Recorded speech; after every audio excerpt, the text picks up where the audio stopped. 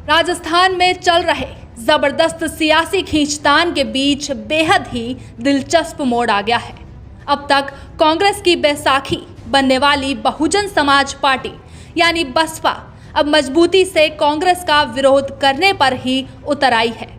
यानी अब कहा जा रहा है कि बसपा अप्रत्यक्ष रूप से बीजेपी के साथ खड़ी हो गई है। सबसे पहले आपको बताते हैं कि आखिर मामला क्या है।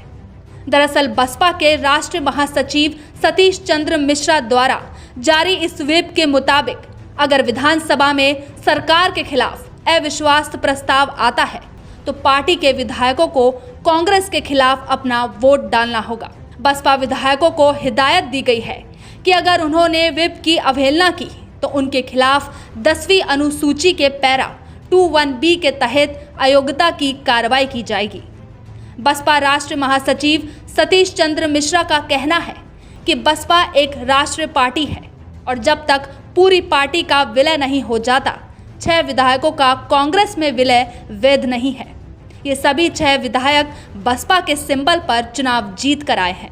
चलिए अब आपको बताते हैं कि आखिर बसपा के इस निर्णय से अंक गणित पर क्या असर पड़ेगा।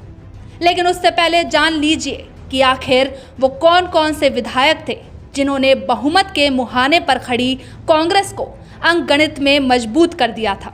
दरअसल करौली से लखन सिंह मीणा, नदबई से जोगिंदर सिंह अवाना, नगर से वाजिब अली, तिजारा से संदीप कुमार, किशनगढ़ बास से दीप चंद खैरिया और उदयपुर वाटी से राजेंद्र सिंह गुढ़ा चुनाव जीत कर आए थे, जो कि 16 सितंबर 2019 को कांग्रेस में शामिल हो गए थे। बस फसाद की जड़ यहीं से शुरू होती है। अब सियासी समीकरण भी जान लीजिए। अगर बसपा के 6 विधायक कांग्रेस से बाहर हो जाते हैं तो ऐसे में गहलोत खेमे में महज 96 विधायक रह जाते हैं, जिनमें से स्पीकर सीपी जोशी और बीमार चल रहे मास्टर भंवरलाल को बाहर कर दिया जाए तो गहलोत खेमे का आंकड़ा 94 पर ही रह जाता है।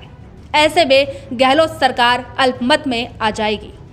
वहीं अगर बसपा बीजेपी का साथ देती है तो आरएलपी का साथ मिलाकर बीजेपी के साथ 75 विधायक हैं और अगर इसमें पायलट गुट के 19 और 6 बसपा के विधायकों को मिला दिया जाए तो बीजेपी का कुल आंकड़ा 100 पर पहुंच जाता है। लेकिन इसकी उम्मीद कम ही दिखाई दे रही है।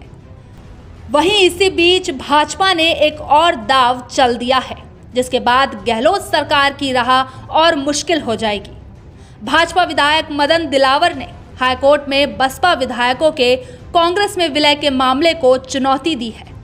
दिलावर ने याचिका में कहा है कि इस मामले में उनकी शिकायत पर विधानसभा अध्यक्ष पिछले 4 महीने से कोई फैसला नहीं ले रहे हैं, जबकि पायलट गुट के खिलाफ कांग्रेस की याचिका पर आधे घंटे में नोटिस दे दिया गया। ऐसे में गहलोत खेमा चौतरफा संकट में नजर आ रहा है। जहां एक और पहले से ही मामला हाईकोर्ट में है, वहीं अब बसपा विधायकों का मामला गहलोत खेमे की मुश्किलें बढ़ा सकता है। ऐसे में अब इंतजार करना होगा कोर्ट के फैसले का। Bureau report, the fact India.